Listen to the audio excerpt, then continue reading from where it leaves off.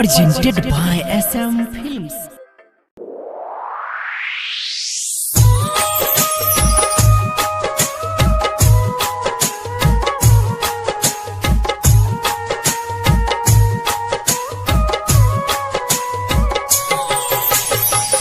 Music recording studio Ladania.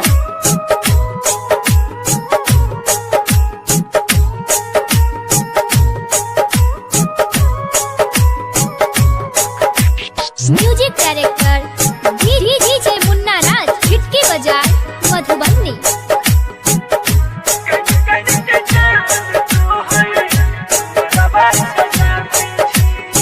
आप सुन रहे हैं संदीप सुमन को।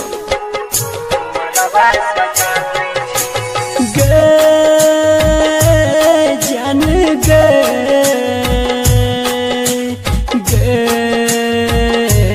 जान रही तू जान हमर के करो नहीं बताबै छी। रही तू जान हमर के करो नहीं बताबै छी। कन कन के जान तोहर मरवा सजाबै छी। कन कन के जान तोहर मरवा सजाबै छी। रही तू जान हमर के करो नहीं बताबै छी। रही तू जान हमर के करो नहीं बताबै छी। कन कन के जान तोहर मरवा सजाबै छी। कन कन के जान तोहर मरवा सजाबै छी।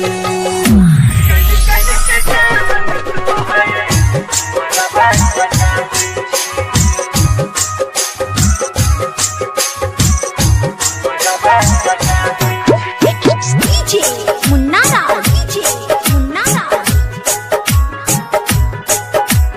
हिटकी बजाए मधुबनी।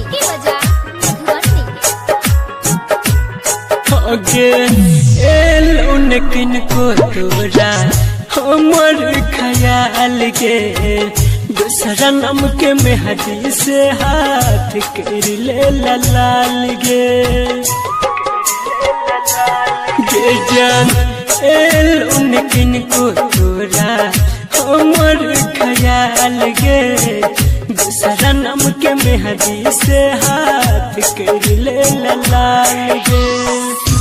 कैरी के प्यार तोरा से बहुत पछताबै छी। कैरी के प्यार तोरा से बहुत पछताबै छी। कन कन के जान तोहर मरवा सजाबै छी।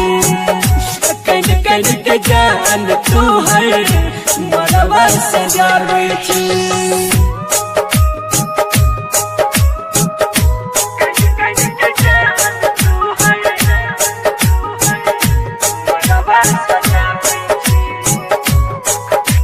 Music director DJ Munna Raj हिटकी बजाए मधुबनी।